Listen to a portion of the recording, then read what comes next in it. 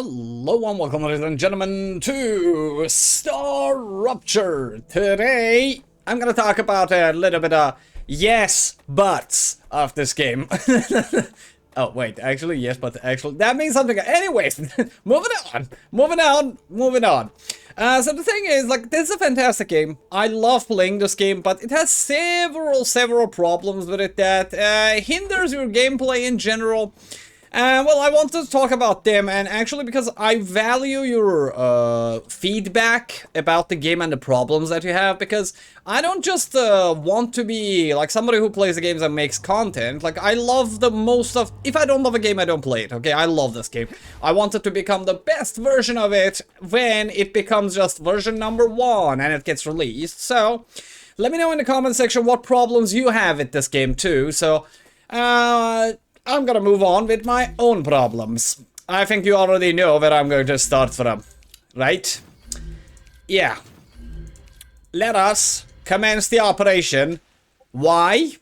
So, literally, like, one of the things that allows a better gameplay in general, whatever you do in an automation game, is making buses, or so-called lines, that carry most of your stuff throughout your base. I don't like spaghettis either, but for this game, like, since I started, I decided that I wanted to just go full spaghettis, because the carry capacity of these things are a little bit buggy. I did not want to do maintenance again, because, well, I looked at the upgrades at the start of the game, and the upgrade for rails, for these rails that are already not working, yeah, and if you didn't know, if you haven't got these, Rail 5, Rail 3, Splitter 5 is not working. And this Splitter 3, it is the only possible option that we have right now. This thing has so many things close to each other that it doesn't function that well often.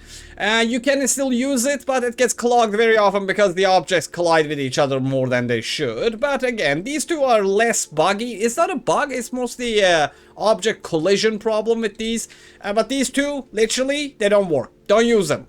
I used them 2 times. I regret every single time I did it.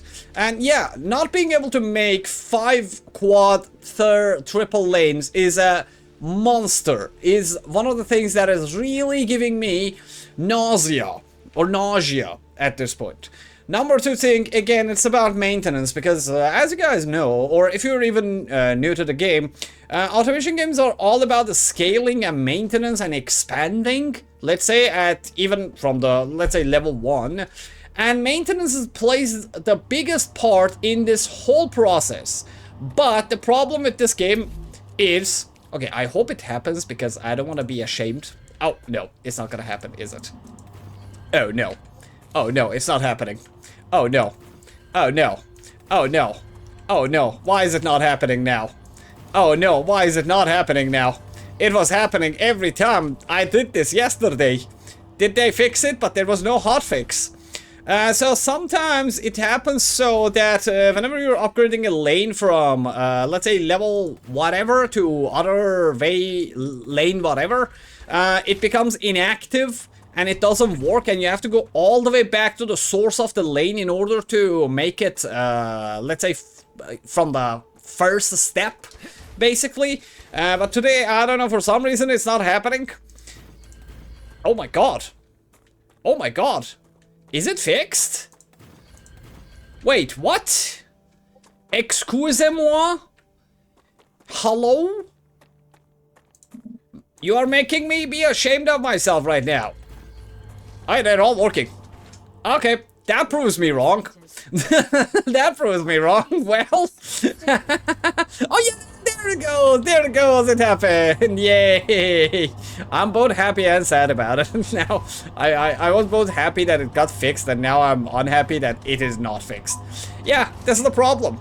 Yeah, whenever you're upgrading these lanes, they become inactive instead of being active, and you have to redo them. And you know what's the worst part about it? Well, it is this. Yeah, wait for it. Wait for it. Wait for it. Okay, and... Okay, oh, actually, it didn't happen again, either. Like what happens is after you upgrade one of these and restart a lane that is giving resources to places, number one, it becomes inactive, and the things that are stuck on it don't usually go on. Like they get stuck, you have to collect them. Yeah. And that's a very big problem for maintenance, man. Like, I'm really afraid of upgrading my lanes only because that thing, if that happens, like now, I would love to turn my base into a full lane tree or rail tree base, but, well, at this point, it is impossible. And by the way, yeah, that's my, let's say, smelting city. Yeah, and there's another one there. If you guys didn't know, like, I'm making a compact base that encompasses all of the production in this game. And I'm not making any bases or any resource crafting in anywhere in this game except from my base, which is for stress testing the game basically, and also trying to like make it as compact as possible with the means that we have. Number 3, or let's say the next one, is actually a little bit different. It's more of a quality of life thing. Let me actually show you in another place. Yeah, you can actually survive like this if you don't want to take fall damage. Okay, this is not a tips and tricks video. Give me a second, let me go there. Alright, the next one is, am I crazy for needing this, or aren't I? 1 second, why did, well, it saved exactly the moment I pressed on pause. Am I crazy, or does any of you, other one of you, or any of you, have larger storages just because you accidentally picked the stuff from the floor, now you can't get rid of them? Man, this game needs a recycler, something, a disposal, burner, crusher, melter, give it back to nature, something like that. Just so we can get rid of the items that we can't, like, get rid of somehow. I don't really want to make a machine and produce stuff, and yeah, like I don't want to manually make these into objects that I can use and send to space. So yeah, please, something that helps us get rid of those. Thank you. Up to the next. Give me a second. Alright, this part is an old one but gold one.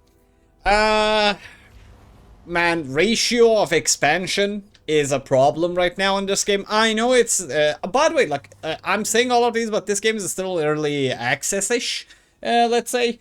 So there's room for progress, but one of the things that really needs to get buffed, and one of the things that needs to get nerfed, we need buffed resource operators, or extraction sites, or patches, let's say, because these things, we do not have enough of them. And even if you want to get the ones that you need, you will have to go all across the world to get them. And even if you get them, you will not be able to maintain them to the next level. So all you have to do is, like, I don't like rocketing my resources to my base. Okay, I like the rails because I can buffer them and I can make it faster and I can make it more, let's say, controllable. But the problem is we do not have enough resources, and wait, yes, we have, but we don't. You know why? Because it will come after this. Just give me a uno momento. At the start of the game, you start the game with a smelter. One of those little things, one of those fellas that turns any kind of, let's say, raw material into bars and blocks.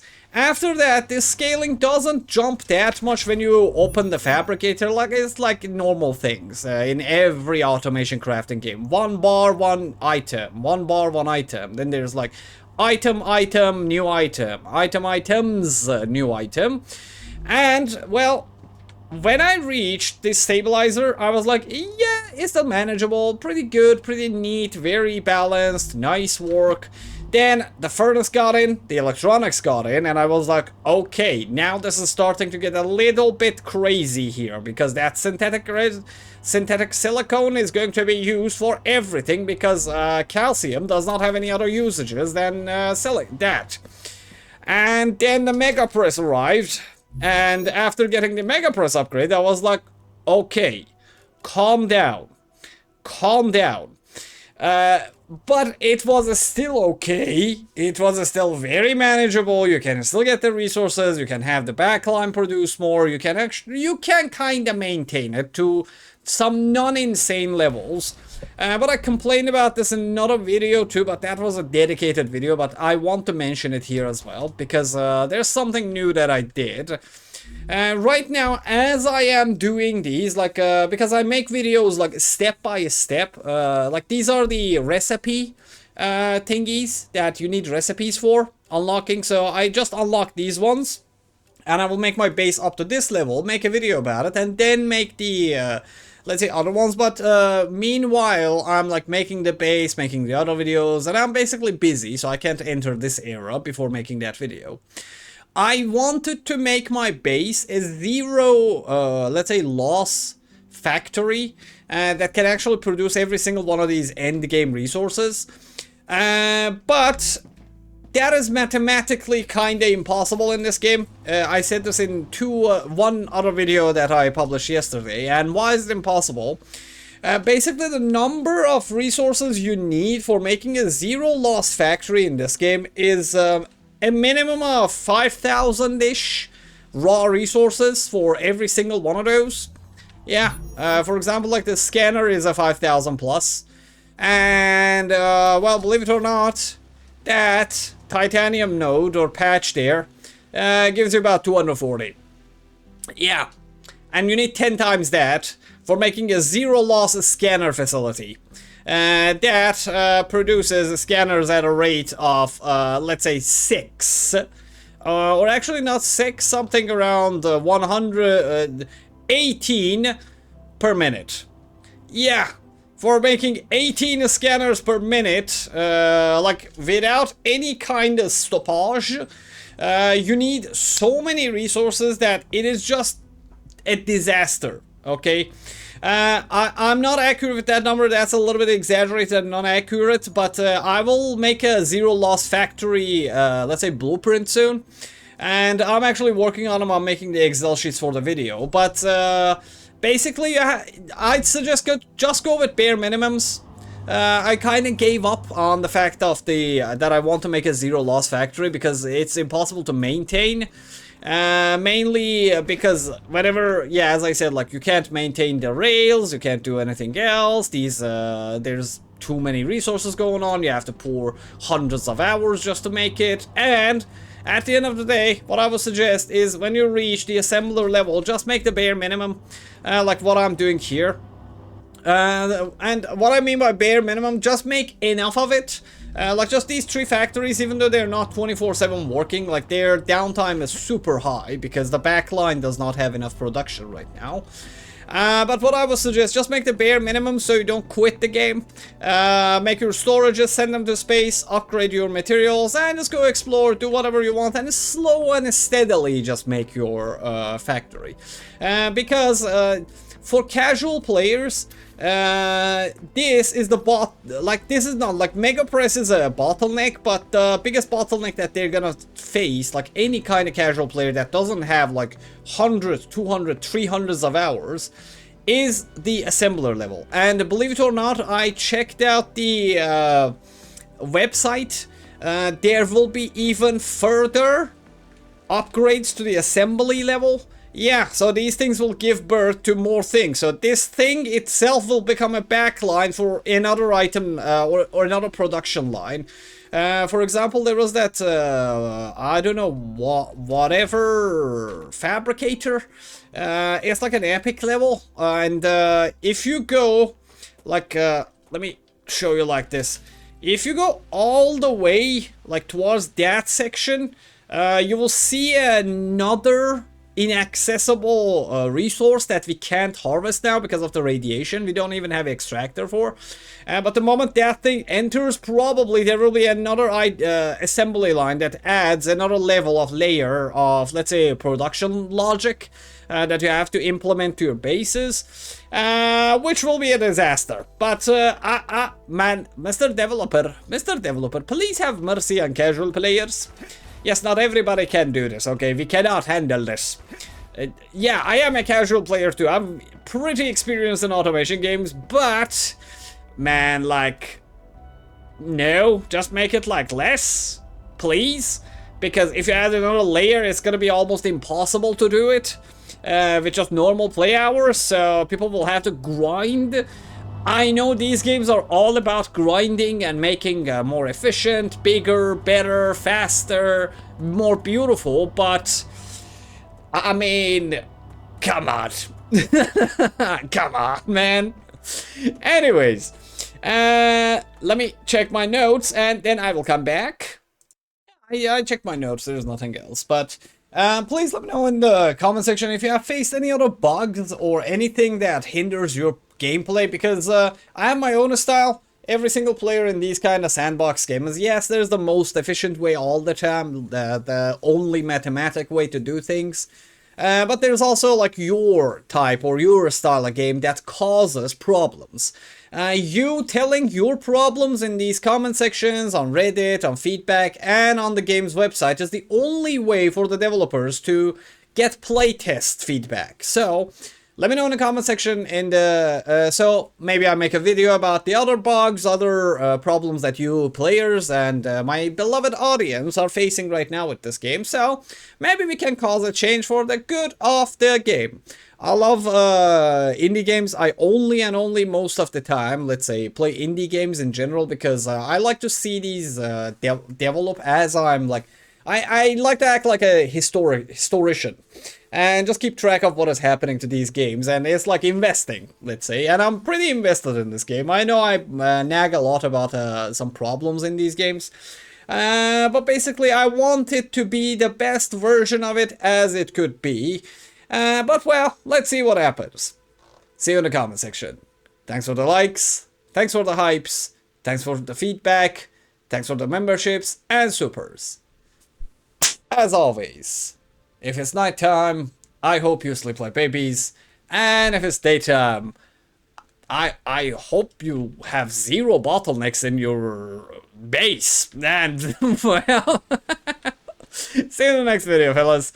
See you in the next video.